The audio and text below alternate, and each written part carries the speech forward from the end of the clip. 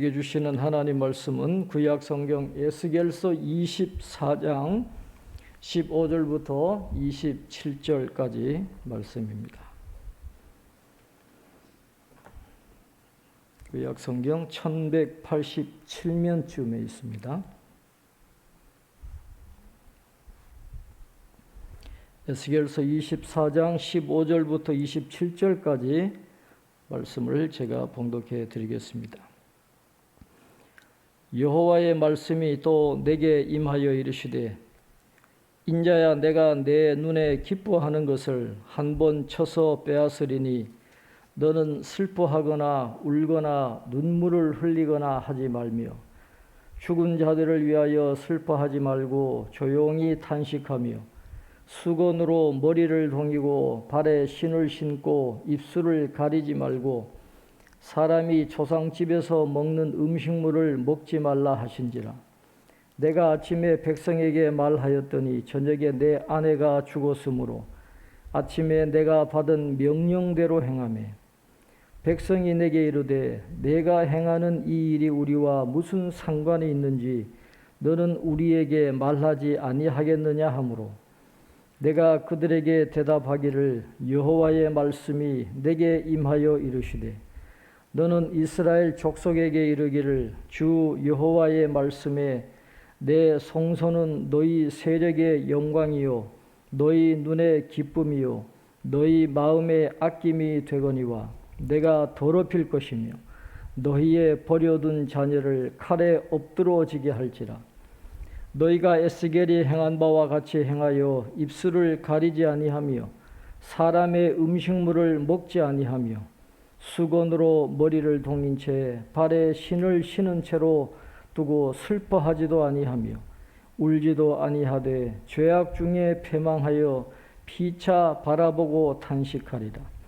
이같이 에스겔이 너희에게 표징이 되리니 그가 행한 대로 너희가 다 행할지라. 이 일이 이루어지면 내가 주 여호와인 줄을 너희가 알리라 하라 하셨느니라. 인자야, 내가 그 힘과 그 즐거워하는 영광과 그 눈이 기뻐하는 것과 그 마음이 간절하게 생각하는 자녀를 데려가는 날, 곧 그날에 도피한 자가 내게 나와서 내 귀에 그 일을 들려주지 아니하겠느냐. 그날에 내 입이 열려서 도피한 자에게 말하고 다시는 잠잠하지 아니하리라. 이같이 너는 그들에게 표징이 되고 그들은 내가 여호와인 줄 알리라. 아멘. 오늘부터 몇 주간 동안 에스겔서를 함께 읽고 말씀을 나누도록 하겠습니다. 에스겔서에 나오는 가장 충격적인 역사적 사건은 뭐니 해도 하나님의 백성인 유다 백성들이 바벨론의 포로로 끌려가는 것과 또 예루살렘 성전이 무너진 사건이라고 할 수 있겠습니다. 에스겔은 바벨론이 두 번째로 유다를 침공했을 때 기원전 597년에 여호야긴 왕과 함께 바벨론의 포로로 끌려갔던 제사장 출신 선지자였습니다. 제사장이었던 에스겔이 포로로 끌려간 바벨론에서 하나님의 메시지를 받고 선지자로 사역을 시작한 것이 기원전 593년부터이고 기원전 593년부터 예루살렘이 멸망하는 해인 586년까지 계속해서 하나님의 말씀이 에스겔에게 주어지게 됩니다. 또 예루살렘 멸망 이후에 기원전 573년과 571년에 또 간헐적으로 하나님의 말씀이 주어져서 에스겔은 기원전 593년부터 571년까지 약 23년 동안 하나님의 그 선지자의 역할을 감당을 했습니다. 바벨론은 유다를 침공을 하고 멸망을 시키면서 유다의 정치, 종교 지도자들을 전부 다 끌고 바빌론으로 포로로 데리고 갔습니다. 그들을 끌고 가서 노동력으로 이용하려고 하는 그런 목적도 있었고, 또 유다를 경제적으로 완전히 황폐화시켜가지고 반란을 꿈도 꾸지 못하도록 하기 위해서 모든 지도자들, 기술자들 다 데리고 바빌론으로 끌고 가버린 겁니다. 그러니까 지도자들이 다 가버렸으니까 이 예루살렘과 유다에 남아있는 백성들은 정말 곤핍한 어려운 삶을 살아갈 수밖에 없었습니다. 그러나 그들에게 가장 큰 고통을 주는 것은 그런 경제적인, 그런 정치적인 어려움이 아니라 신학적인 갈등이었습니다.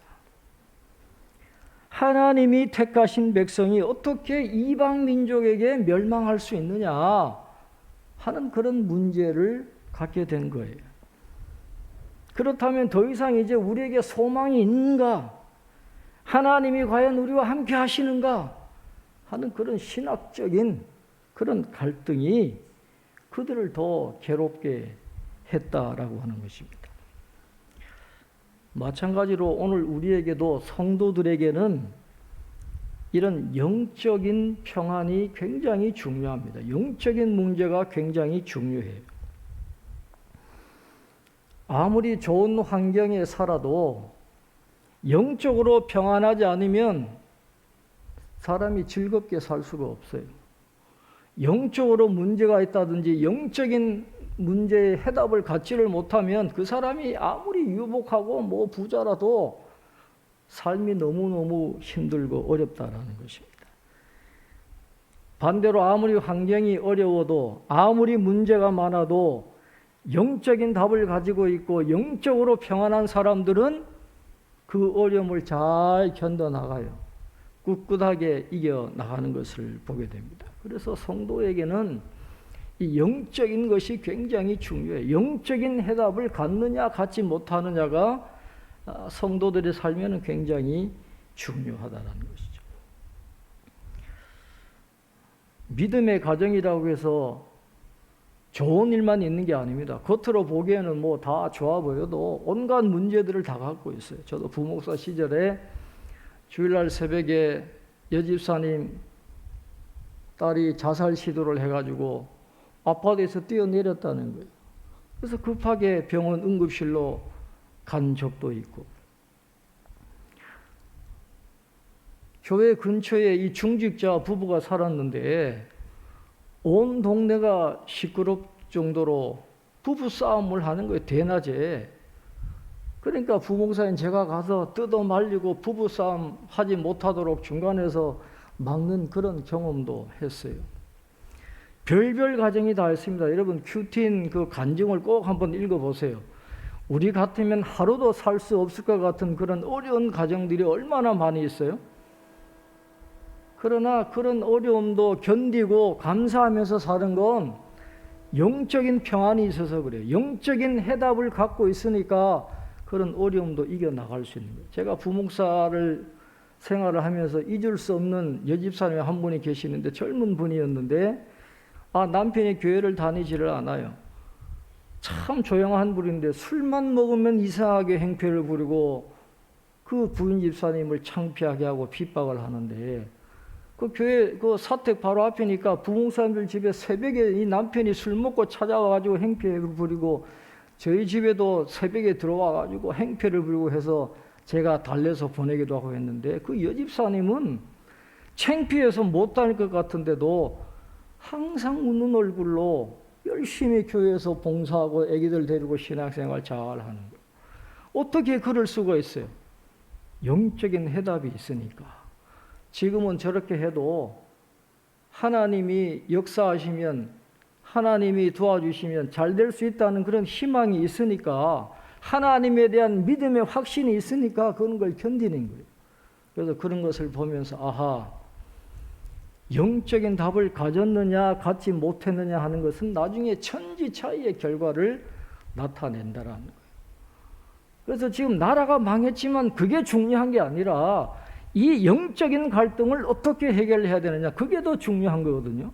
그래서 이 에스겔이 심판의 메시지를 선포하고 회복의 메시지를 선포하는 것은 그들을 경제적으로 일으키려는 그게 아니라 그 영적인 문제에 답을 주기 위해서 그 중요한 영적인 문제를 해결하기 위해서 이 에스겔 선지자가 말씀을 선포하고 있다라고 하는 것입니다.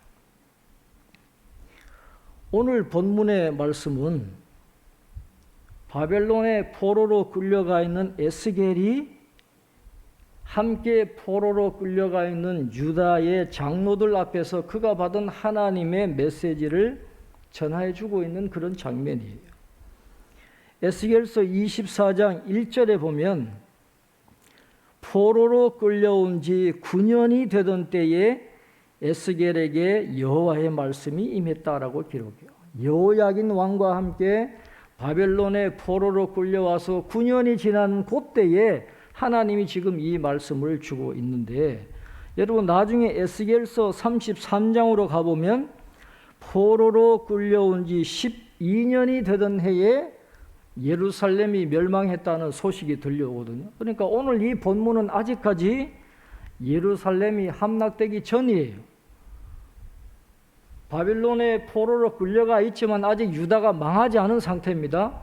예루살렘이 함락되기 전의 상태인데 그때에 하나님께서 에스겔을 통해서 유다 백성들에게 하나님의 뜻을 전하고 있는 것입니다. 에스겔서 24장 1절에서 14절 말씀에 보면 녹슨가마 비유가 나오고 있어요. 하나님께서 에스겔에게 명령하셨어요. 바벨론 왕이 예루살렘에 가까이 왔다라는 것입니다. 그 의미를 비유를 통해서 백성들에게 알려주시는 거예요. 자, 가마 하나를 걸고 거기에 물을 붓고 양떼에서 한 마리를 골라가지고 다 각을 뜨라는 거예요. 그래서 그 넓적다리와 어깨 거기에 모든 좋은 덩이를 그 가운데 다 집어넣고 또 고른 뼈를 또 그 가마 안에 다 집어넣고 가마 밑에 나무를 넣어서 불을 붙여서 잘 삶으라는 거죠. 가마솥에 그 뼈가 물러질도록 삶으라 하는 그런 명령을 하나님이 하고 계십니다. 그 가마는 녹이 슬어있는 녹슨가마예요. 그 녹슨가마는 피를 흘린 성읍 곧 예루살렘을 상징하고 있습니다. 가마 속에 넣은 양은 예루살렘에 거주하는 유다의 지도자들과 백성들을 상징하는 것입니다. 이 비유는 지금 예루살렘이 처해 있는 형편을 어디에다 비유하느냐? 죽음을 당한 양고기의 처지에 비유를 하는 거예요. 그리고 침략자인 이 바벨론의 왕은 양고기를 잘 요리해 가지고 잔치를 벌이려고 침을 삼키는 식객에다가 지금 비유를 하고 있는 것입니다. 곧 하나님의 멸망의 심판이 예루살렘에 닥치게 될 것인데 하나님의 심판이 시작되면 빠져나올 사람이 아무도 없다라는 거예요. 빠져나올 방법도 없다라는 것입니다. 그만큼 하나님의 심판이 엄중할 거라는 것을 이 녹슨가마 비유를 통해서 설명을 하고 있는 것이죠. 학자들은 이 에스겔서에 나오는 이 녹슨가마 비유는 주전 8세기의 남유다의 시골에서 활동한 예언자인 미가가 예루살렘 내부 형편을 묘사한 신탁에서 빌려온 것으로 그렇게 보고 있습니다. 미가서 3장 2절로 3절에 이런 말씀이 나옵니다. 너희가 선을 미워하고 악을 기뻐하여 내 백성의 가죽을 벗기고 그 뼈에서 살을 뜯어 그들의 살을 먹으며 그 가죽을 벗기며 그 뼈를 꺾어 다지기를 냄비와 솥 가운데에 담을 고기처럼 한도다. 그랬어요. 야곱의 우두머리들과 이스라엘 족속의 통치자들이 예루살렘에서 정의를 행하지 아니하고 백성들을 착취하고 불의를 행한 것을 미가 선지자가 통렬하게 비판하고 있는 것입니다. 미가 선지자가 활동할 당시에 예루살렘의 우두머리들은 뇌물을 받고 재판을 어긋나게 합니다. 제사장은 삭슬 위해서 거짓 교훈을 합니다. 선지자는 돈을 위해서 점을 치면서도 여호와께서 우리와 함께 하시니까 재앙이 절대로 임하지 않을 것이라 그렇게 이야기했어요. 미가 선지자 시대의 그 악들이 오늘 본문에 나오는 녹슨 가마의 바로 녹이라 하는 것이죠.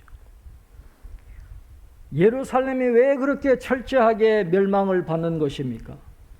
하나님의 백성이라고 하는 자들이 정의를 행하지 않고 정직한 것을 굽게 하는 행악을 행하니까 그렇게 철저하게 멸망당할 수밖에 없다라는 것입니다. 이 가마 비유는 더러움에 찌든 신앙 공동체의 정화를 위해서 땀을 뻘뻘 흘리면서 열심히 일하시는 하나님의 그 열정적인 모습을 우리에게 보여주고 있습니다. 녹을 제거하는 목적은 뜨겁게 타오르는 성령의 불로 인해서 정결한 가마가 되기 위함입니다. 하나님께 쓰임받기 위해서는 정결해야 돼요. 거룩해야 된다는 것입니다. 개인이나 집단이나 교회나 다 마찬가지. 만약에 우리가 깨끗하지 못하다면, 우리 안에 녹이 슬어 있다면 하나님이 직접 정결케 하시려고 우리 개인이나 교회를 하나님이 정화시키시는 그 일을 하실 수도 있다는 경고의 말씀이 이 녹슨 가마 비유 속에 들어있다라는 것입니다. 그래서 오늘 이 말씀을 통해서 우리는 오늘 우리의 문제가 뭔지, 그 문제를 해결할 수 있는 해답이 어디에 있는지를 우리가 깊이 생각해 보아야 합니다. 그 녹슨 가마 비유에 이어서 나오는 오늘 본문의 말씀도 패역한 백성들에게서 소중한 것을 빼앗아 가실 것임을 선지자의 아내의 죽음을 통해서 보여주시는 내용이 나오고 있습니다. 자, 오늘 본문 15절부터 우리 17절까지 한번 같이 읽겠습니다. 15절부터 우리 17절까지 같이 읽겠습니다. 여호와의 말씀이 또 내게 임하여 이르시되 인자야 내가 내 눈에 기뻐하는 것을 한 번 쳐서 빼앗으리니 너는 슬퍼하거나 울거나 눈물을 흘리거나 하지 말며 죽은 자들을 위하여 슬퍼하지 말고 조용히 탄식하며 수건으로 머리를 동이고 발에 신을 신고 입술을 가리지 말고 사람이 조상집에서 먹는 음식물을 먹지 말라 하신지라. 아멘. 하나님께서 에스겔 선지자가 유다 백성들의 표징이 되게 하기 위해서 16절 말씀처럼 내가 내 눈에 기뻐하는 것을 한번 쳐서 빼앗겠다라고 그렇게 말씀을 하세요. 내 눈에 기뻐하는 건 지금 에스겔의 아내를 이야기하는 것이고, 쳐서라는 말은 갑작스러운 죽음을 의미합니다. 전혀 아프지 않았는데 갑자기 죽어버리는 그런 일들이 일어날 것이라는 거예요. 그럼에도 불구하고 하나님은 아내가 죽었는데도 에스겔 선지자가 슬픔을 표하지 못하게 명령을 내리십니다. 성경을 보면 이스라엘 백성들이 슬픔을 표현하는 여러 가지 행위들이 나오고 있습니다. 눈물을 흘리면서 이 가슴을 치는 이것이 가장 일반적인 그런 표현이고, 때로는 이 머리 장식을 풀고 머리를 흐트러뜨리고 머리에 재나 먼지를 뒤집어 쓰면서 어떤 개인적인 비극이나 국가적인 재앙의 슬픔을 표현을 하기도 했습니다. 또 굵은 배라고 하는 그런 검정 옷을 입고 애곡을 했고 맨발로 다니기도 했어요. 때로는 옷을 찢으면서 슬픔을 표현하기도 했습니다. 또 때로는 이방인의 풍습을 따라가지고 몸에 상처를 낸다든지 머리나 털을 면도로 밀어버리든지 이런 슬픔의 표현을 이스라엘 백성들이 했는데, 하나님은 에스겔 선지자에게 그런 거 하지 말라는 거예요. 1절 그런 유형의 슬픔의 표현을 하지도 말고, 초상이 나면은 이웃 사람들이 그 장례를 치르라고 음식을 갖다 주는데 그것도 절대로 먹지 말아라, 그렇게 명령해요. 아니, 사람이 죽었는데, 아내가 죽었는데 슬퍼해야 되고 장례를 치러야 되는데 하지 말라는 거예요. 그런 이상한 명령을 하나님이 에스겔에게 주시는데, 에스겔은 또 하나님의 명령에 따라서 그대로 순종해요. 아내가 죽어도 슬픔을 전혀 표현하지 않아요. 그러니까 이를 지켜본 유다 백성들이 물어요. 내가 행하는 이 일이 우리와 무슨 상관이 있는지 너는 우리에게 말하지 아니하겠느냐. 너 이상한 행동하는데 그게 우리에게 뭘 이야기하려는지 이야기해달라. 그러니까 하나님을 통해 받은 그 메시지의 의미를 에스겔이 이야기해 줍니다.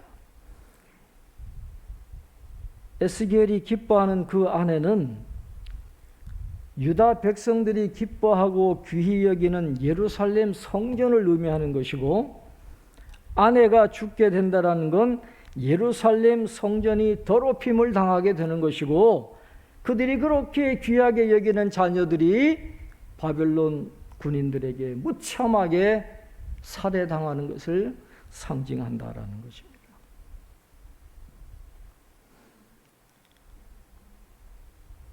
유대인들에게 예루살렘 성전의 의미는 아무리 강조해도 지나침이 없을 정도로 예루살렘 성전은 그들의 영광이요, 그들의 눈의 기쁨이요, 그들의 마음의 아낌이 되는 거였어요.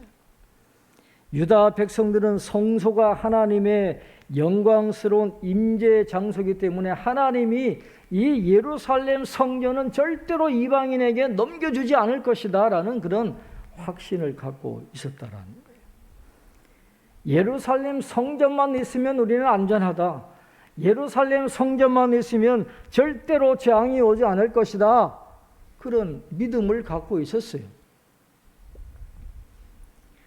그러나 그런 그들에게 예레미야 선지자가 예레미야 7장 14절에서 이렇게 선포합니다. 너희는 이것이 여호와의 성전이라, 여호와의 성전이라, 여호와의 성전이라 하는 거짓말을 믿지 말라, 그렇게 이야기했어요.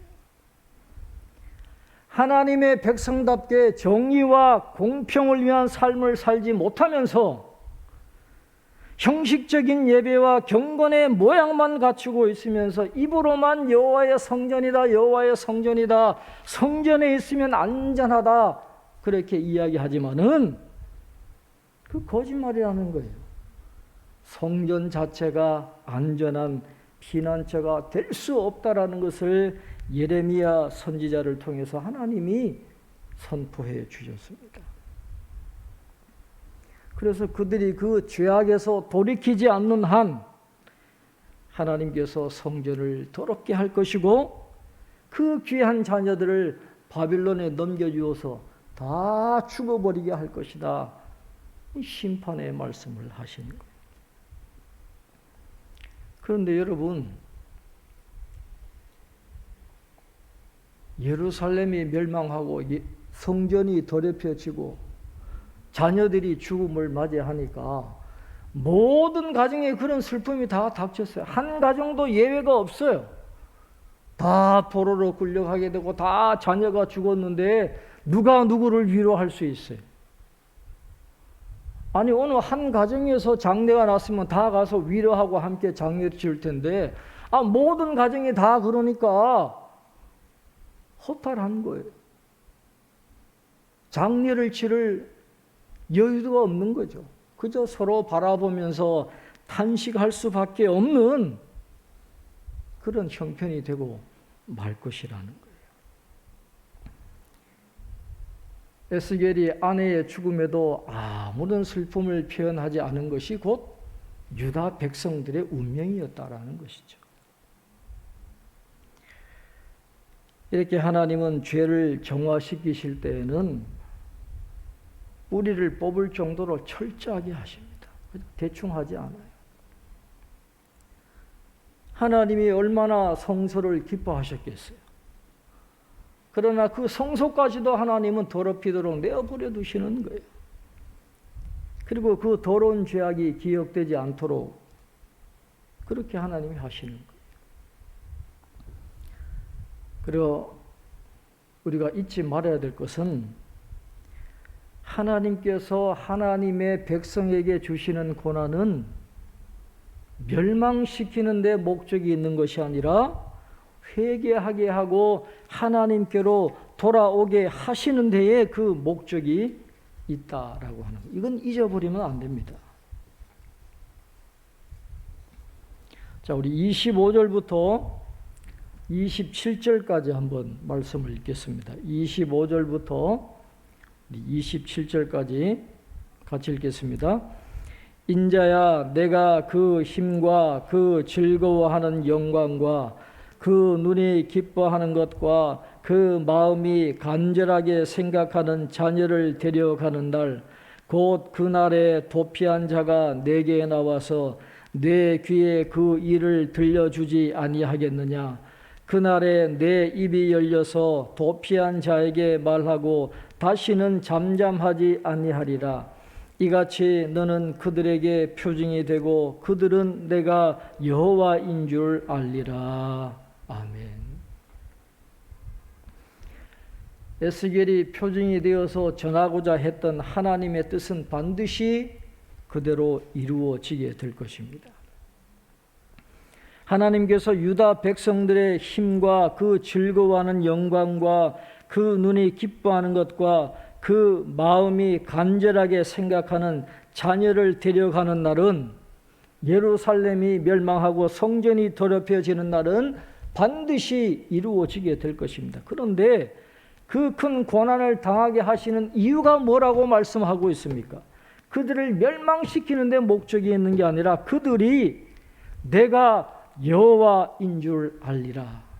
그걸 깨닫게 하기 위한 거예요. 그들이 회개하고 하나님께로 돌아오게 하기 위해서 이런 큰 심판을 경험하게 하시는 겁니다. 멸망이 아니라 구원이 목적이에요. 그러니까 우리가 이 세상에서 평안하다고 좋은 게 아니죠. 가끔은 이런 어려움을 당할 때도 있어요.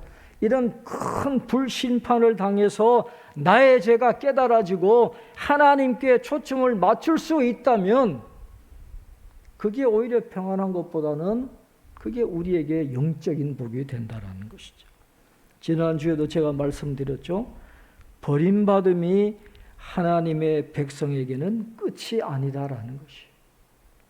내가 버림받은 것 같은 그런 어려움을 당해도 그게 끝이 아니에요.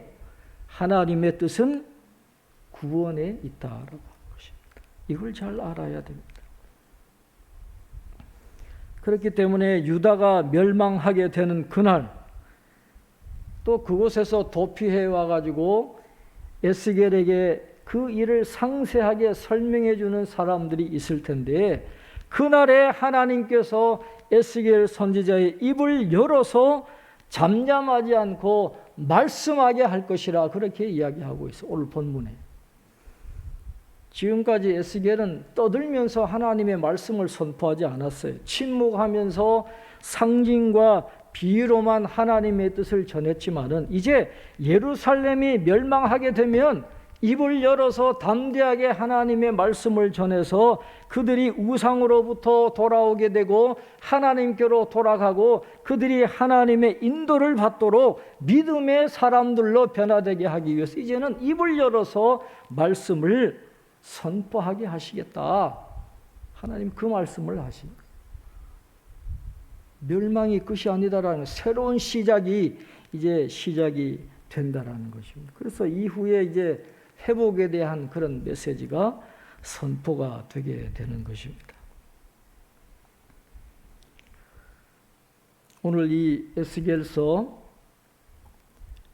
24장 말씀을 들으면서 우리 모두는 스스로에게 이런 질문을 반드시 던져봐야 됩니다. 요즘 내가 기뻐하는 것이 무엇인가? 여러분은 무엇을 생각하면 기쁨을 느끼세요? 여러분에게 즐거움을 주고 기쁨을 주는 게 과연 무엇입니까?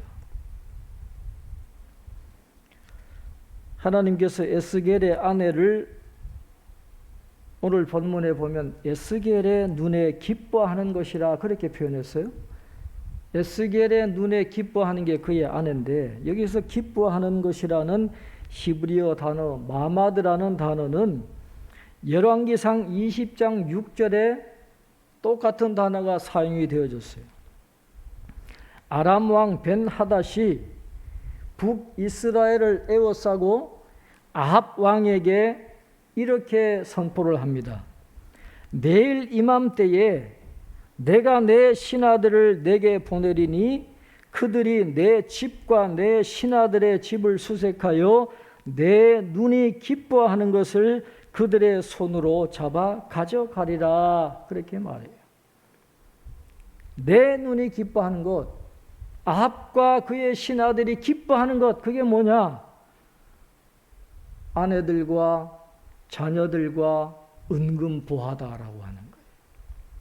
다시 말하면 하나님의 백성이면서도 하나님보다 더 사랑하고 집착하는 것들을 빼앗아 갈 것이다. 그렇게 이야기하고 있습니다. 그렇다고 한다면 내가 기뻐하는 것이 하나님이 아닌 다른 것이 더 기뻐요. 그게 돈이 될 수도 있고 지식이 될 수도 있고 명예가 될 수도 있고 잘 나가는 자녀가 될 수도 있고 어떤 세상적인 성공이 될 수도 있지만은, 그러나 그게 우리의 기쁨이라고 한다면 우리 녹슨가마예요. 하나님보다 더 사랑하는 것이 있으면 우리는 회개하고 하나님께로 돌아가야 돼요. 하나님이 나의 기쁨입니다. 하박국 선지자 같은 그런 고백, 모든 거 다 없어도 구원해 주시는 하나님을 인하여 나는 즐거워하고 기뻐할 것입니다. 그게 우리의 기쁨이 되어야 되는 것이죠. 하나님 우리에게 그걸 원하고 계시는 거예요. 가마에 녹이 슬어 붙어가지고 아무리 불을 떼어도 그 녹이 떨어지지 않는 존재가 된다면 얼마나 비참해지겠어요. 그러니까 그 녹이 아예 눌러붙어서 떨어지지 않는 그 상태가 되기 이전에 날마다 우리는 하나님의 말씀으로 우리를 깨끗하게 해야 되고, 나의 죄성과 연약함을 고백하면서 늘 하나님께 초점을 맞추는, 그리고 신앙인다운 그런 삶을 살아가도록 우리가 노력을 해야 된다. 그러면 하나님이 우리를 책임져 주십니다. 어떤 어려움에서도 건져주세요. 사망의 음침한 골짜기를 다닐지라도 해를 두려워할 필요가 없습니다. 그래서 오늘 이 말씀처럼 우리의 문제가 무엇인지를 깊이 바라보고 그 문제를 해결하는 답은 하나님께로 돌아가는 것밖에 없다는 것을 다시 한번 기억하고 남은 삶을 하나님을 믿는 믿음으로 살아갈 수 있는 저와 여러분 되시기를 주님의 이름으로 축원합니다. 기도하겠습니다. 하나님 아버지, 은혜와 사랑을 감사합니다. 추석 명절을 하나님 은혜로 잘 보내게 하시고, 또 추석 이후에 확진자가 폭증하는 이 어려운 상황에서도 주의를 기억하여 하나님 앞에 나와 예배 드리게 하시고, 또 온라인으로 함께 예배 드리면서 하나님의 말씀을 듣게 하시니 감사합니다. 하나님의 말씀을 우리가 깊이 생각하고 그 말씀이 우리 마음밭에 잘 뿌려져서 그 말씀대로 우리의 삶을 정리하게 하시고, 하나님보다 더 사랑하는 것들이 있다면 과감하게 정리하게 도와주셔서 하나님이 기뻐하시는 믿음의 삶을 살아갈 수 있도록 도와주옵소서. 하나님만이 우리의 기쁨이 되시고, 하나님이 우리의 영광이 되시고, 하나님이 우리의 영원한 즐거움이 되시는 온전한 믿음의 삶을 살아갈 수 있는 저희들 다 될 수 있도록 축복해 주시옵소서. 감사하고 예수님 이름으로 기도하옵나이다. 아멘.